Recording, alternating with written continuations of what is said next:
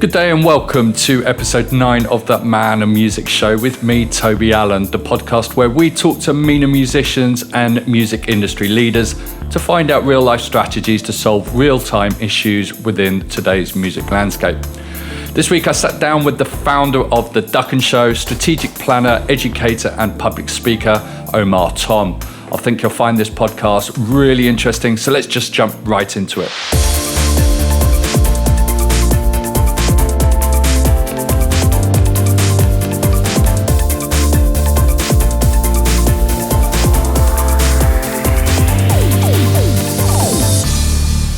Hi Omar, welcome to the show. Why don't we start off with you just introducing yourself and what you do? All right. So my name is Omar Tom, commonly known as OT. I am the co-founder and partner at Dukkan Media. I started podcasting in Dubai with the Ducan show back at the end of 2015 when I've just moved back from the Bay Area where I went to school and temporarily worked there for a little bit. Prior to that, I've been working in the advertising industry for a few years. And prior to advertising, I interned and worked in radio for some time. Like that was my stepping stone into audio while I was in university, which has been great. I mean, while your friends work in Starbucks or at a McDonald's, I was very privileged to get the chance to work in radio. And I started from shadowing RJs and all the way to being a co-host on shows. So I got to learn that entire system of how that operates. So my introduction to podcasting came while I was in the US. And it was just the when it went mainstream with the boom of shows like Serial and The American Life and, legends like Ira Glass were becoming sort of mainstream personalities. And I thought it was the most exciting thing I've ever seen. Because coming from radio is heavily scripted. Even if you have, your own show, the shows are heavily scripted. Even if sometimes it's just bullet points, so you can't steer away from that script. So to coming to this world where, hold on, I could just create everything myself, do all of it myself, and I could say whatever I want to say. And I thought that was such an exciting idea. And by then I already got a job here, one of the large agencies in Dubai. So I moved back for that job and started to build a podcast on the side with my previous partners that were part of it, which now thankfully the podcast became a medium that has opened other avenues and other doors for me, including setting up this business. So we got to a point where we do have a podcast network, yes, but it's not our bread and butter. It's not the meat of the business. It's actually one pillar of different things that we do. Do you want to explain those other pillars? Yes. So Ducan Media, right now we're a marketing and culture consultancy. And this comes from my partners and I have various experiences within the marketing industry, if you will. So, for example, Reem was an executive producer in video content production. Akawi was worked in brand marketing. He has worked with the likes of Nikes and Red Bull, and he had what in the industry we call client side experience. So he came from that, and I was the agency guy, and I was a strategic planner. So pretty much, I joke about it a lot, but I just say I get paid for my opinion. But that opinion has a lot of research, a lot of analysis, sociological, anthropological studies, cultural studies to understand human behavior and why people do what they do. So putting our collaborative experiences together, we developed this new business model where we became marketing and culture consultants for advertising agencies, for businesses, for governments within the Middle East. And we started off with the UAE, obviously, and we expanded to the GCC and the Middle East, North African region, where we help businesses. From that point of view, we still do a lot of research. We get very nerdy and very geeky about what makes people tick. I think our USP, which I'm very grateful for, is that we listen. I mean, we get down with the people. You can drop us anywhere in the world, and I will find ways to connect with the community. And it was interesting. This is something I heard on the Ducan show when we had one of our guests, Carlos Mayer, who was one of the OG graffiti artists in New York from the 70s. He was also featured in Star Wars when he was a teenager. And when we had him on the show, and he became the American culture ambassador. He used to travel the world and speak about art, and he had a lot of teachings. And one of the things he said that just hit home for me was he said that I have two passports. I have the American passport that I used to travel the world, cross borders, but also I have my hip hop passport that connects me to the community everywhere I go. If you're from that, B-boys have a thing in their culture where if you need a place to stay, you can sleep on the couch, food, shelter, everything is provided, right? And these lessons and behaviors and the sense of community that hip hop provide did teach us a lot. And that became a big part of how we communicate and how we connect with places. So now it became sort of a practice. Anywhere we travel, I'll find a way to connect with the community, the artists, the musicians, the dancers, the designers, and kind of just get really embedded into the scene and into the culture and understand how a city operates and how it moves in ways that you wouldn't necessarily see from a top level point of view. Is there any link between finding those other cultures overseas to what you experience here in the Middle East? Yeah, definitely. I think the link is that the link is in the love for the art and the love for expression, and what connected us here. And I think that, so as I said, as hip hop culture, not just quote unquote just the music, but really if you're really deeply embedded in the culture of it all. And this is something you'd always experience wherever you go. There's a b-boy community in Sudan, the same way you'll find one in Morocco, you'll find one in Japan, and you'll find one in London. Like, they're everywhere. And that became, and it's the same thing here. You come to Dubai, you got the Sharjah b-boy community versus Dubai. And even then, even though they compete and there's a heavy level of competitiveness between them, they're all friends. They'll still go out and have shawarmas and have dinners after the competition. And that's that sense of community that you'll find everywhere. That's the link. What's the biggest surprise that you've had in the last few months doing what you do? Having to do it from home. Good answer. I think that it was so funny because I was on a business trip in Saudi Arabia at the end of February, and interestingly enough, that got extended. I was supposed to stay till the end of March just because we're working on some new deals. And when you're on ground, things pop up. You'd have lunch with this person. Well, you meet somebody who's like, "Oh, you should come to my office tomorrow," and then you find yourself in this universe of businesses brewing and more work happening. I'm like, okay, cool, I think I'm going to extend my trip, and I was going to extend it till end of March, mid-April. And obviously by then COVID was picking up and the concerns were picking up, unfortunately, that point where the laws and travel concerns started to change every other hour. And at that point, like, you know what, maybe we should go back just in case, settle back in Dubai, let this thing quiet down, and we'll come back to Saudi. It won't take that long. We flew back on the 9th around 4 a.m. By 10 a.m., Dubai and Saudi Arabia stopped travels. So we just made it back in the nick of time. And that was just an indicator. So I had to replace a lot of what we used to do and had to have these practices online, which has been challenging. Thankfully, we were lucky and very privileged to have things like Zoom and good internet connection and a roof over our head that we're able to have these conversations just like our session right now. But I think that also there's a one-on-one in-person experience that goes missing, because right now we're reliant on internet speed glitches or lack of body language and lack of these ways we communicate in person. That disparity comes to life on Zoom. And you feel that. That's why Zoom fatigue became a thing. And it was a term we're hearing a lot. All type of therapists were talking about it and how to avoid it and how to take breaks and how to improve your communications via Zoom, which were things that were not necessarily in practice when you're having in-person meetings with people.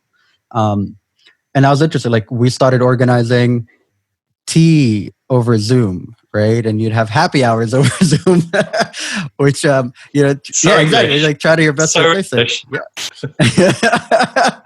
And I thought those were very interesting because, like, my counterparts in Saudi, when we talk, when I was there, we'd spend the entire day together. So I'll wake up, go to their office, and then we'd work. We'll get into meetings. We'll go out for lunch. We'll meet other people. So your 8, 9, 10, 12-hour day becomes very active and you have so many things you're doing, where now we cut it down to 2 hours a week at best if we get to chat for 2 hours a week.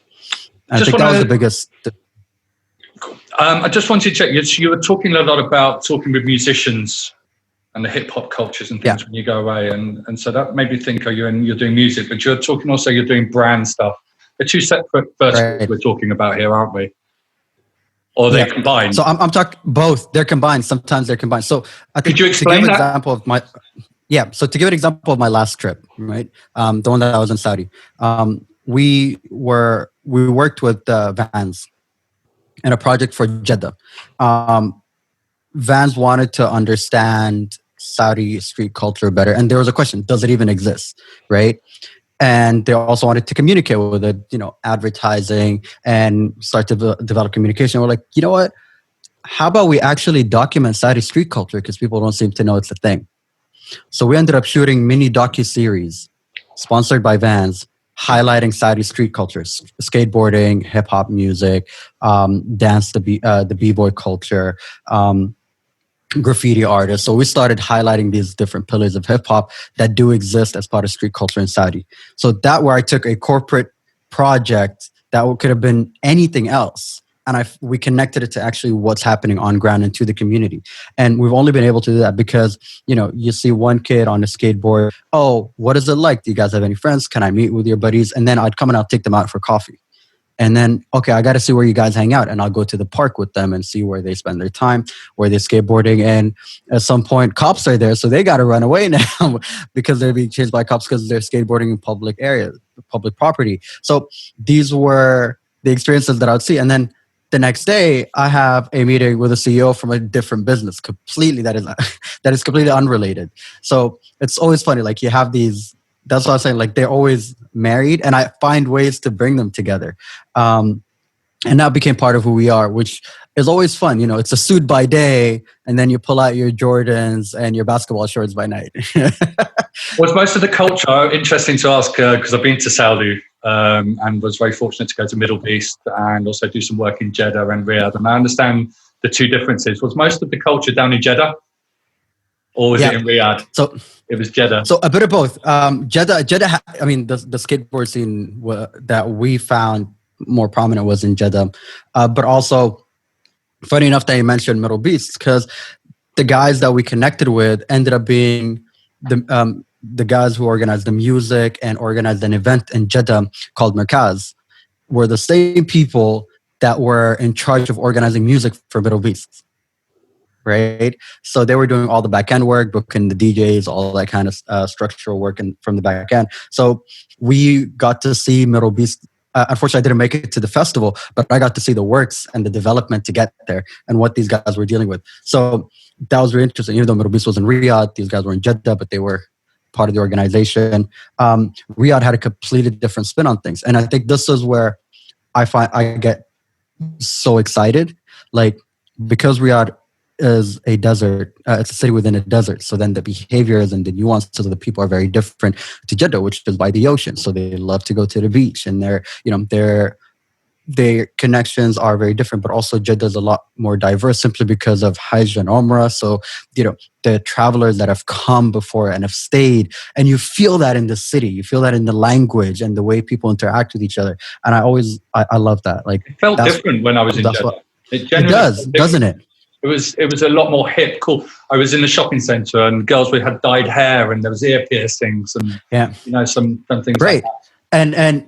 And this is before Saudi opening up. I mean, for many, many years, this used to be an advertising campaign back in, I think it was in the 80s and 90s, which was Jeddah Ghair. Translated to English as Jeddah's different. And Jeddah prided itself on being different, whereas Riyadh obviously was the capital city. So Jeddah was always felt a bit more liberal, felt a little different. Today, chances are you'd see more girls with pink or purple colored hair in Jeddah as opposed to Riyadh, right? And you always feel that difference. Yeah. You touch base into Saudi Arabia. Are there any other markets that are growing or someone should look out within the MENA region that you've encountered? Oh, definitely. I mean, I find Morocco very interesting. I am yet to go physically there. I've been talking to some people out there and seeing the work that they've been doing. So I'm definitely very excited about that. And I think that's from I think the cultural standpoint. Morocco is definitely booming in that sense. Oman tends to be a sleeper, which a lot of people overlook, but actually they got a lot going on because of their history and ties with Eastern Africa. So musically, when it comes to dance, even when it comes to the language and the food, Swahili is spoken commonly within Oman. So there's a lot there in Oman that tends to happen that people, I think, might overlook. And it's just beautiful. I don't know if you've ever been, but Oh, the people, the visa culture, runs. it's wonderful. Oh yeah, that's right. Quite a few times. Yeah. So Oman is definitely a place that's been slept on. A wonderful market. Another, I think, would be within MENA. Sudan right now, with the changes that have been happening, is starting to move. And I think this maybe it's also personally for me as a Sudanese, I'm getting a lot more involved than I've ever been. And also, we've been seeing the musicians that have been popping out of there as well over the past few years. For the longest time, names like Odyssey were the only references to Sudanese hip hop that was, I wouldn't say he's the only person, but he was the only one that was celebrated so publicly, or musicians like Al Sarah. But now you have all these other artists that are popping up, Samani, Nile, Too Dope, and all these other young cats that have been coming up and that have been making a splash. Flipter as well, who was actually Riyadh, Saudi Arabia based, and now El Khalifa, who's a new rapper that came into the scene. And like musically, Sudan had a lot, but now it's getting finally getting some of that recognition that's been missing. Egypt was a whole other thing. We shot in Egypt, 2018. We're in Egypt shooting a show. And my God, Egypt was its own thing. And the savviness that I've witnessed in Egypt, I haven't seen anywhere else, simply because, if you show up randomly with a camera crew in a neighborhood, it doesn't matter whether they've seen a movie or not. They know they can get paid for this. So people have a deep inherent understanding of media in Egypt. My wife's Egyptian, English Egyptian. Oh, there you go. So it's a different kettle of fish over there. It's awesome. Oh, yeah. Yes. It's very different. And also, I think Lebanon, before the unfortunate recent events of the bombing, Lebanon is, my God, I think for me, Lebanon and Egypt have been an academy. Yeah. If to really study the culture of the region, because they were media powerhouses. For the longest time, if you wanted to make it as a musician in this region, you wanted to be able to sing in an Egyptian or a Lebanese dialect, right? Even if you wanted to be an actor, that's where you would go, and that's where theater and arts and culture was, and those were the sort of the truly the powerhouses in that sense. And I've really enjoyed my times in Beirut, and I wish I could go back. And with that being said, like my heart and prayers go to the people in Lebanon right now, because there's so much that they have that they can really share with the world and export.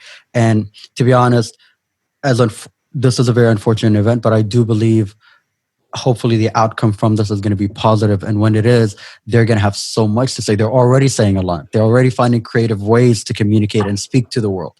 And you see that like in their expression of music and their design and their literary skills. It's wonderful. It's funny you say that. I was talking to a couple of the guys at the DSBs. They're talking about the music that's coming out of it, real emerging now is from Iraq. And then that which is which is sort of leading the charts and the influx of new music. And I think as things calm down there's stories, there's experiences, there's a reaction to saying we can do this. And I think across the whole of the Middle East and North Africa, the countries that are having trouble always end up producing awesome artists. We're talking your Palestines, you're going to see now, Lebanese going through troubles, and North Africa having troubles.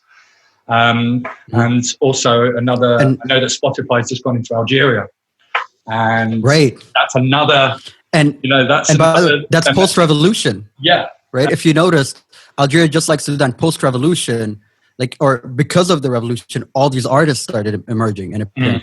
And not to discredit the ones that were there before that, but somehow they feel they have a stronger voice when things like that happen, and they need to speak to the world.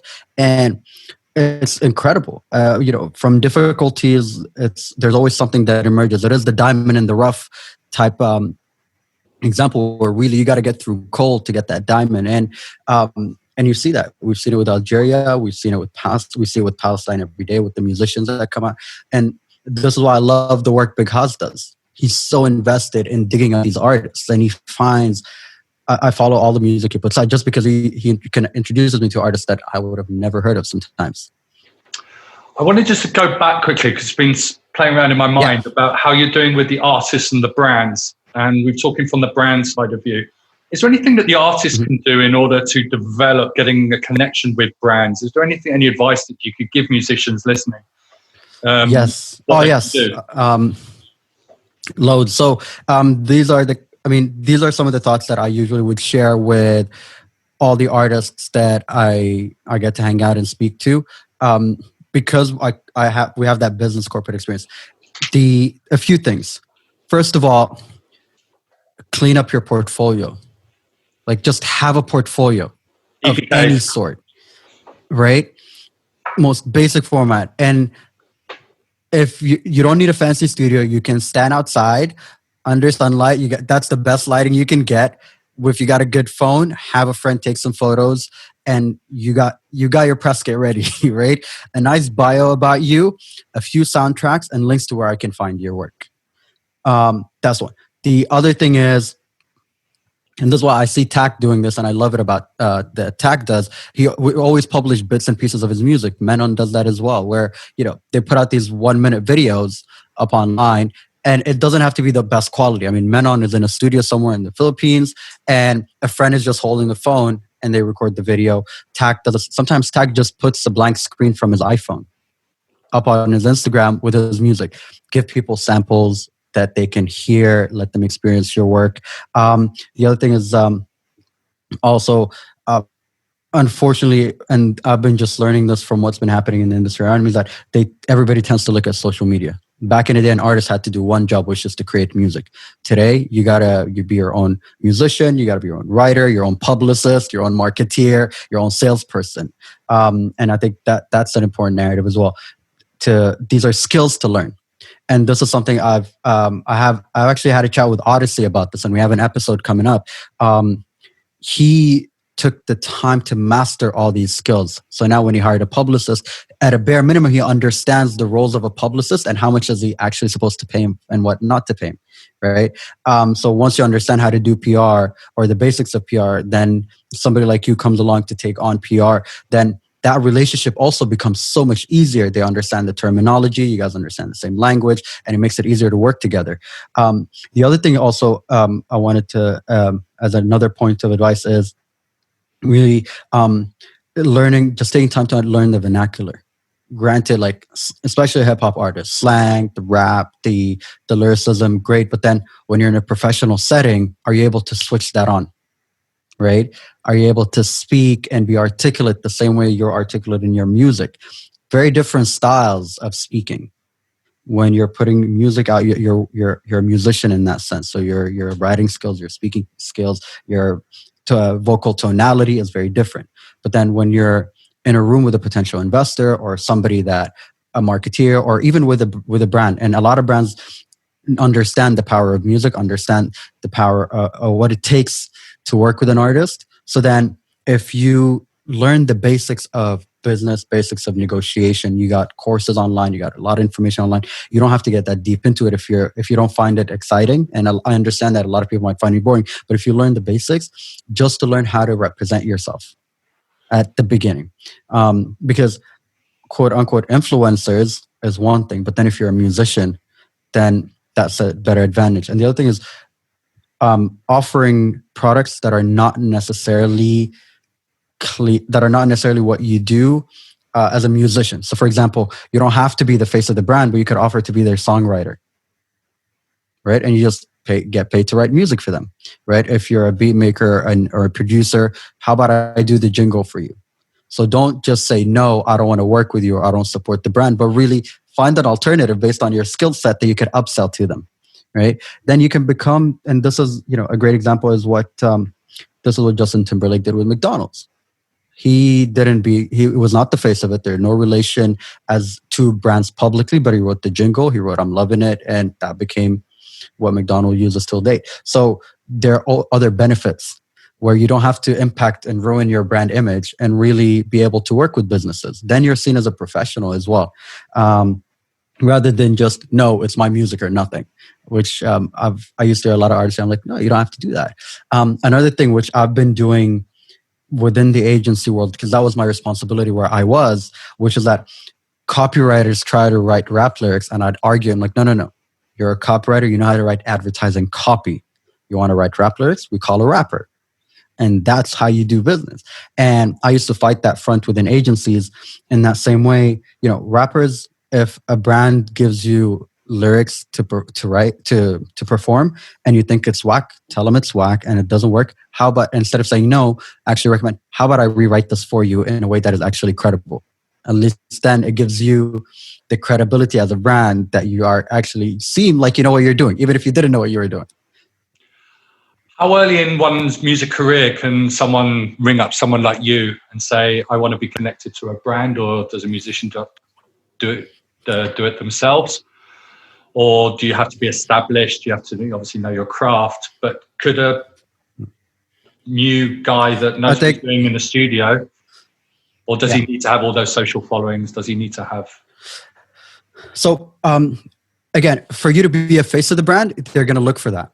They're going to look for your social media followings. Unfortunately, that has become part of the consideration set for brands today.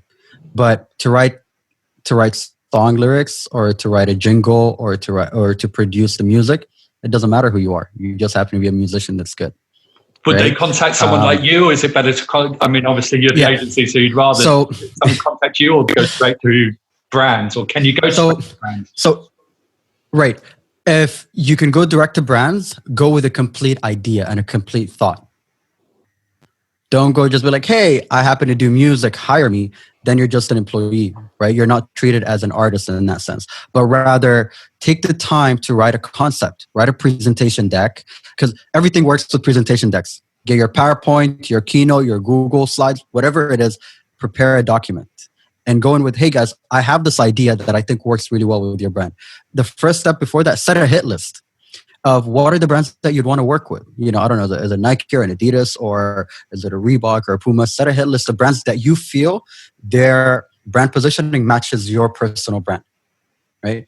And then start working with that. And also understand that some might not have the budget you dream of. So you also got to start somewhere, and it depends on your level as an artist. And don't reach out to them with just, hey, I'd like to work with you. And this is one of the things that I didn't appreciate, and I know a lot of businesses don't appreciate, is, hey guys, this is my profile. I do a lot of cool stuff. Here are my followers. Can we collaborate? There's no idea there. And chances are, if you are at least 2,000 to 3,000 followers online, or at least you've developed some kind of music profile, there's somebody like me somewhere that knows you exist. Right? So you're on the radar. It's not that you're not on the radar. But if you come to me with a thought out idea, that makes it so much easier for me to want to work with you. Even if you don't have the right budgeting, I'd be like, okay, you know what? This is how it will cost us out. This is the way I'd budget it. I think maybe if we swap this with this option, that will give you a lot more leverage. And maybe not this brand, but I know brand X would really like it. Do you think you want to work with them? If it's cool, great. Let's go in and present. Right? And we present a full thought out concept. That's some great nuggets of information. So thank you. Last couple of questions for you. It's been awesome. Yeah. What's the biggest area within your role at the moment that you're curious about, and why? Ooh, the biggest area in my role. Currently, this is a good one. The biggest area of my role that I've been really curious about is actually investigative journalism in regards to podcasting specifically, because producing shows like the Ducan show, we can pop out an episode within 24 hours or less. The format is a lot simpler. Investigative journalism requires a lot of research, a lot of study. It requires digging into archives and who are the right people to speak to, and reaching out to hundreds of people to get people who are interested in talking. And then for you it could be a couple of months worth of work for you to end up with 1 hour worth of an episode. I find that journey very fascinating, and I really want to dig deeper into that, especially when it comes to archiving the relations of, and this might be a bit strange for people to hear, but in relations of Islam to music, to Africana and Afrocentricity, to the West and to the Western world, into the US, and the roles of people like Malcolm X and how that played a part in these journeys. Because I watched a documentary the other day of a gentleman named Ahmed Osman, who was the Sudanese that was the closest to Malcolm X, who had a eulogy at his funeral and actually connected him to Islam, and played a big role in the Malcolm X story. But people heard of his name, but I didn't even know he was still alive. And I watched the documentary where he was speaking to camera and telling these stories that I've never heard before. And I found out that there are certain points within the Malcolm X story that he's traveled in the region that I not only do I know the places, but I know people that lived there during that time. That now I want to reach to, do these reels exist? Do photographs still exist? Are there sound bites that we could dig out and archive? So now I'm in this journey of how does that connect, but also the relation of Sufism influences to jazz and to blues, and then a lot of jazz musicians from the West moved back to parts of East Africa that reconnected with it and then took those learning back. So through the trail of music, I can dig out and archive this history and these lines and connect these dots of different points of where people have met and have congregated and connected, developed great pieces of work. So I found that so interesting. And now I want to go down this rabbit hole of finding these stories and connecting these dots and see, what archives exist. So that's going to be a long journey. It's going to take me a while, but definitely let you know once I have something pop up. Sounds fascinating. What's the one thing you wish you had known before you began your career? A lot. One of the things I wish I had known was how challenging it'll be in some cases. Something I wish I had known was, and it's so funny, I was talking to a friend about this earlier today, was I felt like I wish I had quit my job sooner, simply because when you have a day job and you're doing a side hustle, in my case was just the Ducan show, and it wasn't even a side hustle, it was just a passion project. It wasn't making any money at the time. There's a safety net that is very convenient and very comfortable that you always fall back on, which is your day job. And not until I quit and that safety net was gone, and there's the sense of excitement at the beginning when you first quit, and that goes away when you start to deal with serious issues of financing and you realize, well, oh no, I got nothing. And the sinking feeling sort of just hits you that you are going to sink or swim right now. Like that's it. This is it. You got to figure it out. And that fear was either going to drive you to do better, or it's going to, get you to panic and take back another job. And I battled with those demons for quite a while of accepting that this is what I'm going to do, and just, sort of tie my bootstraps and kind of learn that this is all I'm going to be doing right now, and accept that my entire life had to downsize and everything changed that day.